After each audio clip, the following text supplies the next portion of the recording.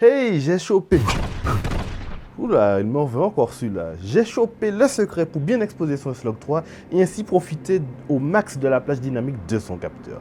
Et il ne veut pas que je vous en fasse profiter. Oula là, décidément.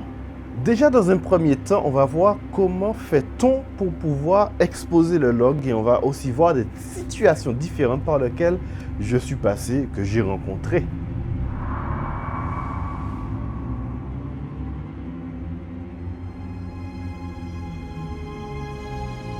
Ensuite, je vais vous montrer quelques petites astuces à utiliser avec ce profil d'image pour être sûr de son expo, ou en tout cas être beaucoup plus efficace. Et en conclusion, je vais vous donner mon opinion sur ce profil d'image qui, ma foi, reste assez complexe à utiliser.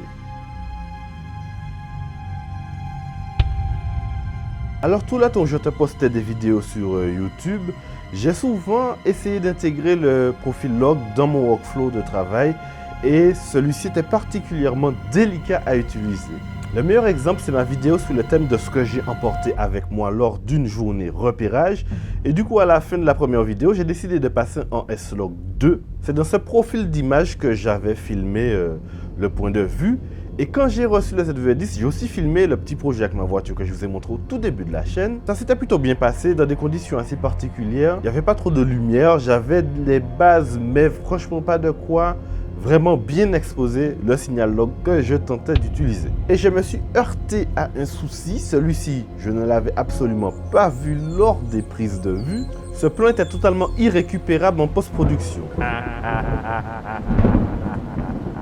Bon, ok. J'aurais connu une des astuces que je vais te filer vers la fin de la vidéo, ben, j'aurais sûrement pas eu autant de soucis. Alors, on va dire que tout le monde a déjà au moins entendu le nom de ce qu'est un format log. Et si tu as de la chance, tu l'as peut-être même sur ta caméra sans le savoir. Même les moins chers ont maintenant ce profil d'image, même le ZV-1F qui vient tout juste de sortir, sur lequel je ne trouve pas ça spécialement très pertinent. Bref, ça c'est un autre sujet, je suis en train de m'égarer. On va définir déjà ce qu'est le format log.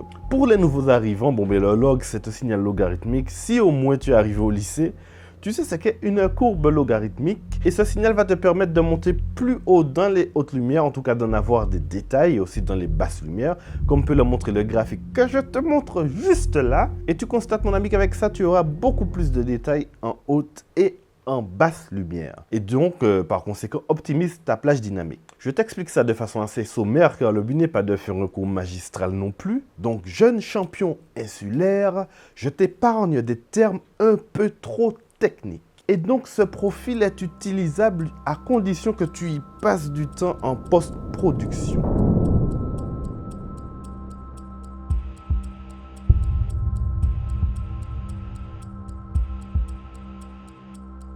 Déjà, ce que j'ai constaté, c'est que ce n'est pas parce que ta caméra intègre le S-Log 3 qu'elle est vraiment faite pour tourner optimalement avec. Rien ne t'empêche de l'utiliser. Mais voilà, ça sera peut-être mieux sur un boîtier plus récent. Et ça, je l'ai constaté sur le ZV-10 où l'application du S-Log 3 ne sera pas forcément optimisée. En lumière contrôlée, aucun souci, je la trouve aussi bonne que celle de la 7S3. Mais en général, on va utiliser le profil log quand on se retrouve dans des conditions d'exposition assez difficiles. Du coup, les caméras next-gen, on va dire comme la 7S3, la FX30, la 7R5, la 7IV, enfin toutes les caméras capables d'enregistrer en 10 bits, dont je vous rappelle environ 1 milliard de couleurs, seront capables d'exploiter le S-Log 3 sans souci et va donc offrir une certaine latitude dans ta colorimétrie. En revanche, toutes les caméras qui sont de type A7 III, A7C, bon, la 7C c'est un A7 III dans un boîtier compact, la 6600 et bien entendu le ZV-10 filmant en 8 bits, eh bien ça va être un petit peu plus compliqué d'avoir quelque chose de beau. Je dis pas que c'est impossible, hein, mais j'aurais plus tendance à ne pas trop recommander le S-Log 3 sur ces caméras-là. Le S-Log 3 est présenté dans le menu de profil d'image sous le nom de PP8 et PP9. Il y a une légère différence entre les deux, mais bon, perso, je préfère bosser avec celui proposant du S-Gamut 3 Ciné, donc restons sur le PP8. En exposant le S-Log 3 comme n'importe quel autre profil d'image, tu vas te retrouver avec une image vraiment bruitée, même avec un ISO assez bas. Tout n'est qu'une histoire d'amplification, parce que bon, si tu amplifies les basses lumières, le bruit qui est dedans sera également amplifié, et donc tu le verras beaucoup plus à l'image. Du coup, tu auras vraiment une image bruitée, comme si tu étais genre un palier ISO super élevé. En vrai, si tu as l'habitude de filmer en basse lumière, tu sais que le bruit se cache plus dans les noirs que dans les hautes lumières. Et donc là, par le choix, tu sais ce que ça veut dire? Ça va peut-être te paraître contre-productif, mais il faut exposer ton image pour ne pas générer ce bruit numérique. Et donc maintenant, je vais te donner quelques astuces pour bien exposer ton log.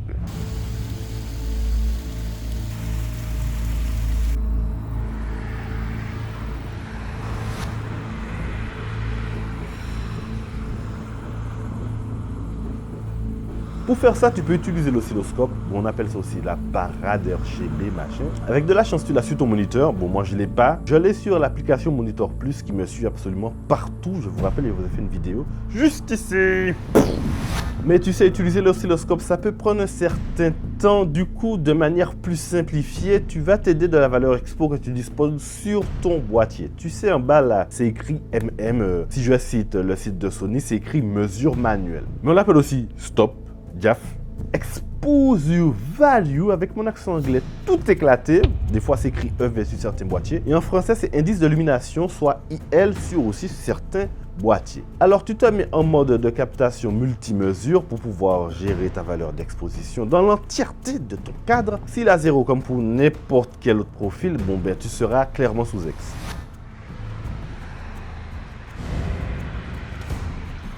Je te conseille, selon les situations, de placer cette valeur d'expo entre plus 1,3 et plus 2. Attention à ne pas avoir de valeur clignotante parce que ça veut dire que tu dépasses et là, ça sera... À première vue, ton image sera super claire, mais fais-moi confiance. Une fois la lutte de conversion appliquée, tu verras que ton image aura déjà une superbe bonne base pour débuter ta colorimétrie. Pour t'aider à ne pas dépasser les limites, je te conseille d'utiliser les zébras. Du coup, c'est quoi les zébras? Bon, ben c'est un surlignage en forme de zébra, oui, comme ceux que l'on peut trouver sur l'autoroute. Et ceci sert à te montrer les zones de l'image bien ou surexposées, tout dépendra de la manière dont tu l'as configuré. Je te partage un petit PDF du site officiel de Sony qui donne pas mal d'explications sur les profils log. Par contre, tout est en anglais, mais bon, tu sais, moi je suis une bille en anglais, donc si tu as un niveau un petit peu plus élevé que le mien, tu n'auras pas trop de mal pour comprendre. De toute façon, tu vas prendre juste ce dont tu as besoin, comme moi. Tu n'as pas besoin de tout comprendre. Bon, je te traduis ça, mais avec mes propres mots, on va dire que dans ce passage, il est écrit que la plage optimale du S-Log 3, c'est de 64 à 94 IRE. Donc, quand tu regardes ta parade RVB ou ton oscilloscope, tu as des petites gradient. D'accord, ok. J'ai oublié de mettre ça sur silence.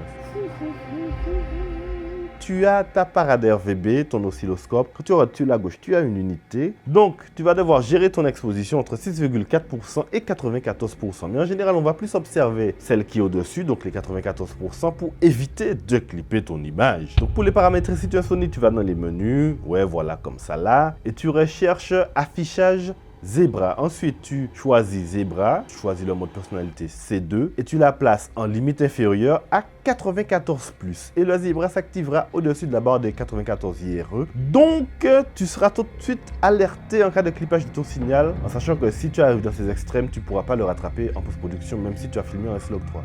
Bon, après, je ne dis pas qu'il est impossible de les voir, car on va dire que si tu as un sujet devant toi et que derrière lui, tu as un énorme coucher de soleil ou le soleil est près de l'horizon derrière ton sujet, là, tu vas forcément le voir. Le soleil, je suis d'accord, tu as de la latitude dans S-Log 3, mais le soleil reste le soleil, quoi. Donc, voilà, vas-y mollo. Du coup, ça permet de faire une petite transition. Maintenant, si tu veux exposer tes visages correctement, avoir la meilleure teinte de peau, tu règles ton zébra sur C1, de la même manière qu'on en a fait tout à l'heure là. Tu règles sur C1, tu vas en gamme standard, tu choisis 65. 65 signifie que tes teintes de peau sont de toute façon bien exposé, 65 plus ou moins 1, et du coup quand ton visage sera surligné avec ces zébras, tu es sûr qu'il sera bien exposé. Si tu veux un rendu plus clair, tu peux passer à 70, si tu veux un rendu plus dark, tu peux descendre à 60.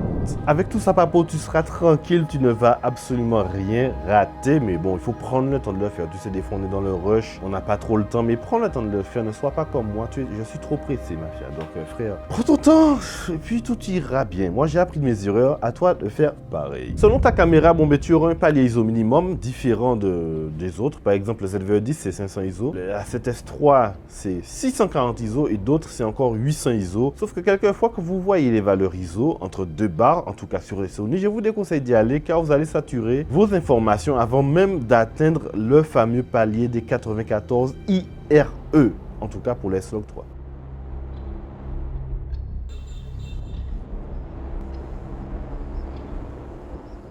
Une autre manière d'exposer ta séquence S-Log 3, eh bien, tu auras un accessoire que l'on appelle, attends, je l'ai juste là, un gris 18%. Moi, je l'ai sous ce format-là, mais il existe aussi sous forme de petite carte en carton ou encore il est présent dans les color checkers. Et quand tu regardes à nouveau ce fameux PDF, tu vois qu'il t'indique que le gris 18% en S-Log 3 est bien exposé quand il est à 41% sur ton oscilloscope. Donc, tu vas poser en quelque part ton gris à 18% sur ta scène, vérifier ta parade, t'assurer que sans conversion, ton gris 18% à 41% sur ton oscilloscope. Donc là, tu es sûr que tu seras bien exposé. Mais par contre, vous pouvez faire aussi une balance des blancs sur ce petit objet et c'est très très utile. Une fois converti, ton gris 18% doit être visible sur ton oscilloscope à exactement 50%. S'il est légèrement plus haut ou plus bas, c'est que cette lotte n'est pas totalement calibrée pour ton boîtier. Personne lutte que j'ai trouvé qui donne de bons résultats pour la 7S3, c'est la Kodak 2383 et ça fonctionne super. Je trouve que le rendu est plus juste que celle fournie par Sony qui est censé convertir le S-Log 3 de tous les boîtiers Sony, 8 bits comme 10 bits. Dernière petite astuce, c'est d'utiliser lors de la prise de vue de l'aide à l'affichage gamma. Tu le mets en auto.